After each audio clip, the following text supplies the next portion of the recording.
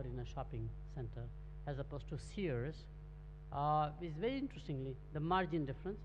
The big boys have to do a volume business by and large. All industries, as they become national, regional, global, there's only room for three big players, not four, not two, not five, like clockwork. So in automotive, I'm doing this analysis right now where Toyota will clearly become one of the global players, but the next one is going to be Volkswagen out of nowhere. It's interesting. Not Renault, not Peugeot, not Mercedes-Benz, not Ford, not General Motors, not Chrysler, not Fiat.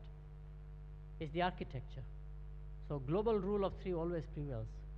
So in telecom, wireless, we are right now watching which are the three players. Vodafone clearly looks like, and Bharti Airtel is the second very likely.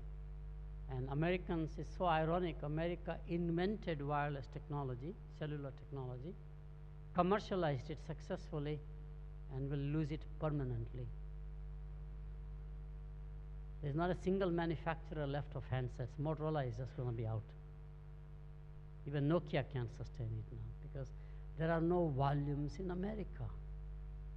Our total penetration is about 200 million subscribers, which is the maximum. All we can do is to add more revenue on those or make them buy a second set or a third set or that's it. Whereas in Japan, one company alone is like 700 million, just ungodly numbers. It's a scale business by and large. So it's very interesting. So where these three players come from is fascinating. In the tire business where I've done the analysis, you saw Michelin number one, Firestone is dead. In fact, Bridgestone bought out Firestone, so Bridgestone is number two, and barely surviving is Goodyear from America. So we lost about 3-4 large companies in the process. There'll be huge consolidation of the European companies because there are so many fragmented country by country. So there's a lot of opportunities to acquire great assets.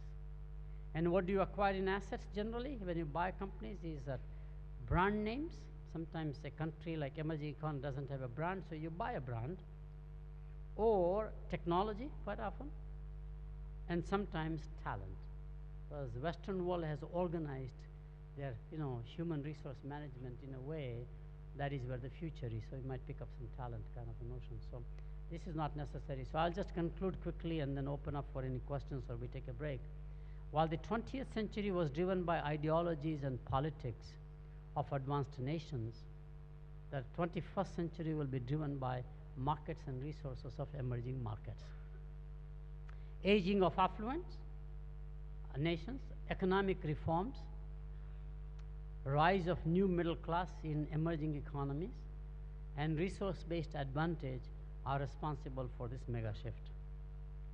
This will lead to the rise of China and India as the next super economic powers because of the size, population size. In the first half of this century, and I would say it's not even a first half of the century, my view is that I think Asia has opportunity only between now and 2025 to do something. And I don't see that sense of urgency in India either by the government or by the industry, that they will be squeezed much sooner because rise of Africa is inevitable. So either you leverage Africa by going there in anticipation, so you continue riding the next wave, but we'll talk about in 25 years with the same excitement about Africa as we are talking about India and China right now. So rise of Chindia will have worldwide impact on global resources, global markets, and global politics. This will result in fundamental repositioning of Malaysia Inc. from domestically competitive, diversified business groups. This is how traditionally we have made money. Europeans did the same thing. The Fiat group, the Olivetti group, for example, Axel Johnson group in Sweden, or the Philips groups. That's all did the same thing. But now they are rationalizing because it's a European market, not just German market or a French market. Very interestingly, so they're divesting businesses and focusing on a few and go all over Europe and of course the world in the matter. To become globally competitive focused business groups by and large.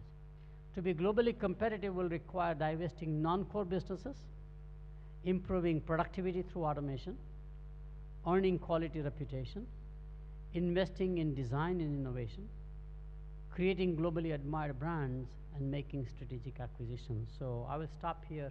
Thank you very much.